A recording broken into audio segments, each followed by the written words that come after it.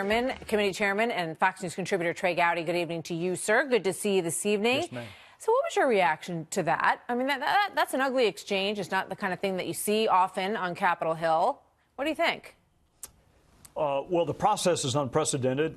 We had a lot of bad days the 8 years I was there. We never had a day where we all asked a chairman to step down. The substance is what really caught my attention, Martha. There's only one campaign that took negative information from Russia.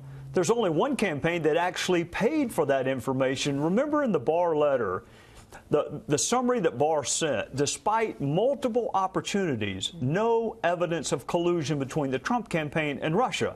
And yet Fusion GPS and the Clinton campaign was actually spending money to dig up Russian dirt on Trump. And for Adam I've never heard him address that. I've heard him talk about the Trump Tower meeting where nothing happened, but I've never, in fact, he went to court to keep us from finding out about Fusion GPS. So I think he'd be taken a little bit more seriously if every once in a while he acknowledged the only campaign that took information from Russia was the campaign he supported. All right, so now to the report itself, which we're learning is over 300 pages. There's all kinds of estimates, but it's a lengthy report. When you look at other reports, the Starr report, it's sort of in line with what we have seen in the past, though. But a lot's being made of the size of this document. What do you think? Honestly, I thought it was kind of short. The report. Yeah, so did I. 2 years, 300 pages. I mean, I'm reading Crime and Punishment right now. I wish it were only 300 pages. It's like 1,000 pages. I thought, given the amount of time, the witnesses they interviewed, the search warrants, the subpoenas, I expected something longer. Perhaps the collusion section is not that long, and then the what Russia did to us as a country is longer, but I expected it to be longer. And what about the release of the report? Because, you know, Jerome Nadler asked for it, the chairman of the committee. He wanted it by April 2nd. He said that was a hard deadline. He had, I guess, about a 10-minute conversation with the Attorney General, Bill Barr, who said it may take longer than that. What about the time frame? Yeah, I actually, you know, Mueller and Barr, what the Democrats are asking Mueller and Barr to do is actually to break the law. They cannot disseminate grand jury material. They cannot disseminate classified information. Imagine how much sources and methods and otherwise classified information is in the Mueller report. If he did a good job, and I suspect he did, it is chock full of classified information. So you got to scrub it. You got to scrub the grand jury material.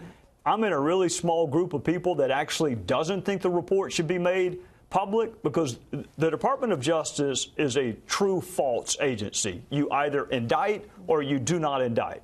But you don't do oppo research and then turn it over to someone like Adam Schiff, which is all he wants. He just wants any kernel of negative information about President Trump so he can use it in 2020.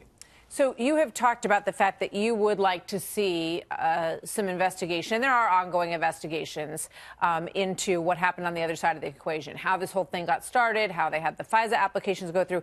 Here is an exchange between you and the former CIA director, John Brennan, back in May of 2017 with regard to the Steele dossier. Watch. Do you know whether any of the underlying allegations made in the Steele dossier were ever tested, probed, examined, cross-examined? There were efforts made by the Bureau to try to understand whether or not any of the information in that was valid, but I don't have any firsthand knowledge of it. Do you know if the Bureau ever relied on the Steele dossier as part of any court filings? I have no awareness. Looking back at that now, and also in light of John Brennan's voluminous statements that he was sure that there were indictments coming down. He said that as late as March 8th. And now he says that maybe he got bad information. What do you think? Maybe. Maybe he put out bad information. Maybe he's the reason that the dossier was included in the intelligence community's assessment in late 2016, early 2017, that was ultimately leaked and spawned this. I mean, I had to be cryptic there because it was not publicly known that there was a FISA. Now the whole world knows there was a FISA, and what the whole world, I hope, will someday learn is the FBI had made no efforts to corroborate or vet the information even as late as December of 2017, well after it had been used in the FISA, and the FBI still had made no effort. So, you know, Brennan, Brennan's animosity towards the president is so manifest. So is Comey's right now. But to think that this guy was running an intelligence agency with the amount of animus he has towards President Trump is sobering. Judge Napolitano was on earlier today, and he said this. Let's play it, and I'll get a quick response for you, and then we got to go. I think that Congressman Schiff is correct. In that report will be evidence of the existence of a conspiracy. In that report will be evidence of obstruction of justice, interfering with an FBI investigation for a personal gain, but not enough evidence to prove it beyond a reasonable doubt. Do you agree with that? I don't know, and I hope Judge Napolitano also said, and the reason that law enforcement agencies don't release reports is for that very reason. If you're not going to charge them, I mean, imagine if every law enforcement agency said, look, we didn't have enough information to charge you, but we're going to go disseminate all the negative stuff we learn. We don't do that in this country. You're presumed innocent. If you want to remove that presumption of innocence, take them to court.